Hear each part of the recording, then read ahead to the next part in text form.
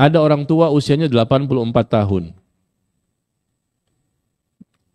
Bapak-bapak ya, usianya 84 tahun. Saya ketemu di masjid. Dia tinggal di luar komplek perumahan saya, di daerah Depok, Kelapa II.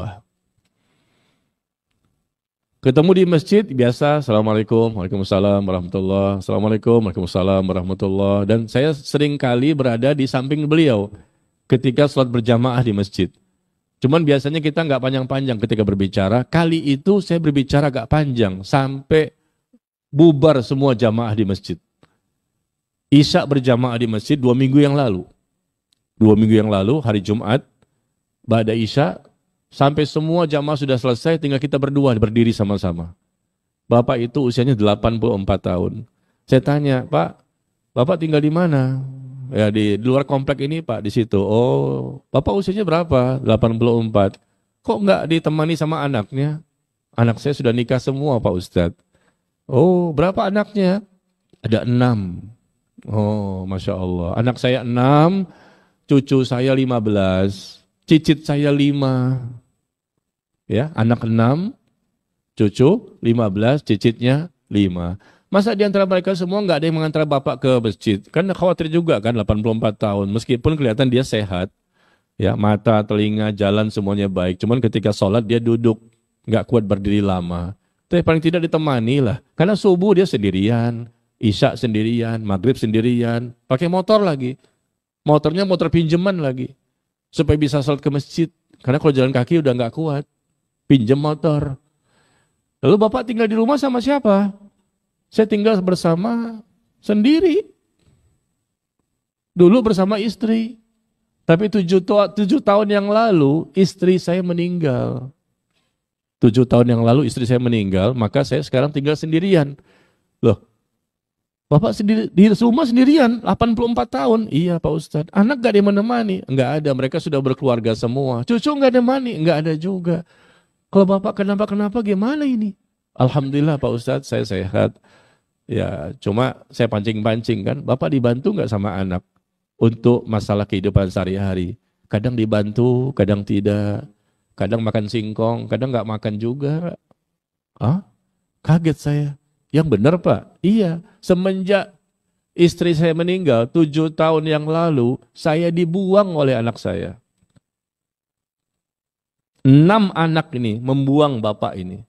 7 tahun yang lalu ketika istri masih hidup, anak masih lumayan sering ke rumah. Tapi begitu istri saya meninggal, saya tinggal sendirian di rumah. Maka saya dibuang oleh anak saya. Mereka jarang datang kepada saya. Dan saya pun jarang dibantu oleh mereka untuk makan sehari-hari di rumah. Ya Allah, kaget kan kita ya. Ada seorang bapak di sisa-sisa hidup terakhir, 84, pintu surga nih.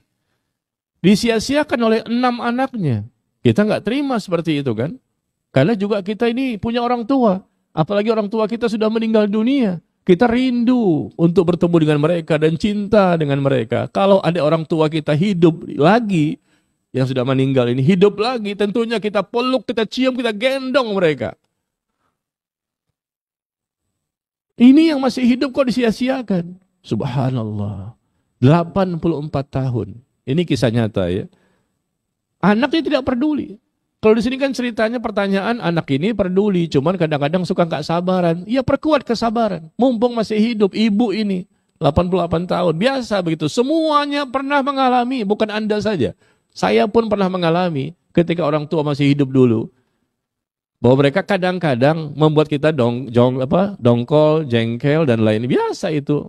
Itu namanya ujian, karena kita diuji oleh istri, diuji oleh suami, diuji oleh anak, diuji oleh orang tua. Hidup ini penuh dengan ujian. Sabar, perkuat kesabaran. Tapi kalau kita bandingkan dengan kisah bapak tadi, coba. 6 anaknya tidak peduli. Bukan hanya masalah datang tidak datang, untuk makan saja susah. Kemana anak ini? Pak, bapak mungkin tidak memberikan perhatian kepada anak. Maaf Pak ya, kalau bisa anak berbuat seperti itu kepada bapak. Kata dia, Pak Ustadz, dari kecil saya sekolahkan mereka. Sampai besar, sampai berkeluarga. Sampai rumah mereka, 6-6-nya itu saya membelikan. Rumahnya mereka saya membelikan rumah itu. Rumah saya besar, di komplek perumahan sama seperti Bapak. Satu komplek kita dulunya. Oh iya, rumah saya besar saya jual. saya pindah ke rumah yang kecil. Nah, duit itu saya bagi kepada anak-anak saya yang berjumlah 6 orang. Saya belikan mereka semua rumah. Saya berbuat baik kepada mereka dari kecil. Sampai mereka nikah pun saya belikan rumah mereka. Tapi nggak tahu kenapa ya, kok mereka nggak suka sama saya. Saya punya salah pasti Pak Ustadz, karena manusia biasa. Tapi ya sudahlah, saya maafkan kesalahan mereka. Allahu Akbar, orang tua tuh lihat.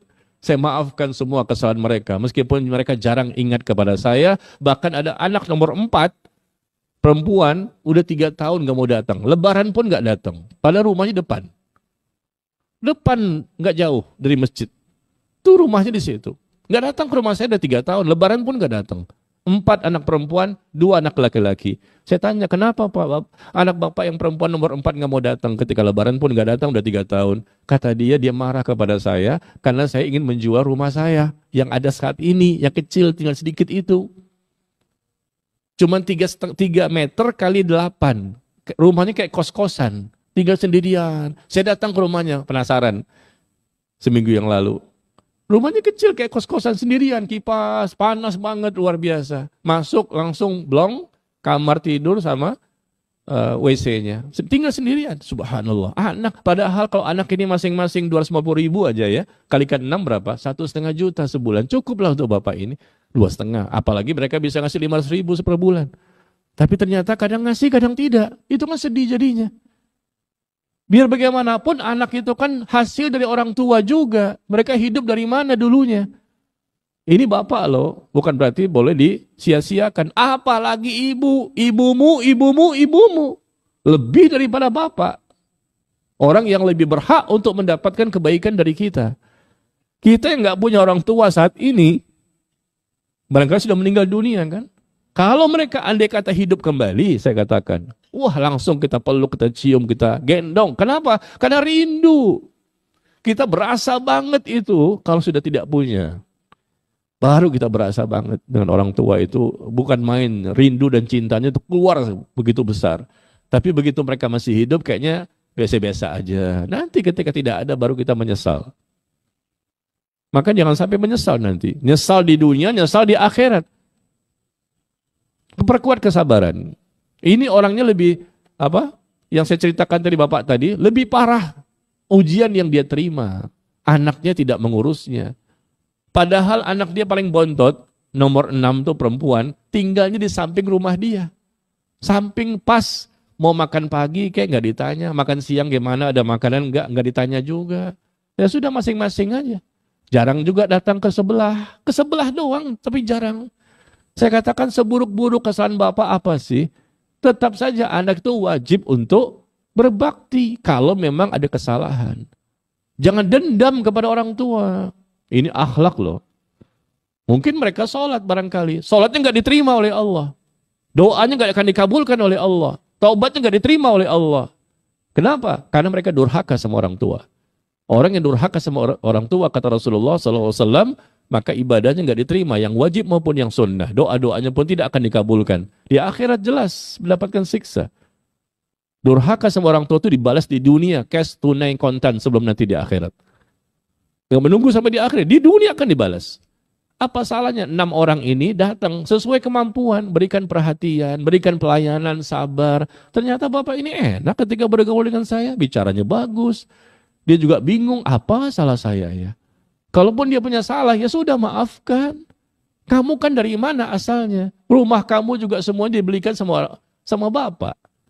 Kamu dari kecil juga sekolah dari bapak. Sampai besar, sampai kuliah, sampai bekerja. Dari bapak semua. Kalaupun ada kesalahan bapak, apa sih? Ya sudah maafkan. Bapaknya saja mengatakan, saya maafkan semua kesalahan anak saya Pak Ustadz. Saya doakan mereka supaya mereka semakin dekat ke agama.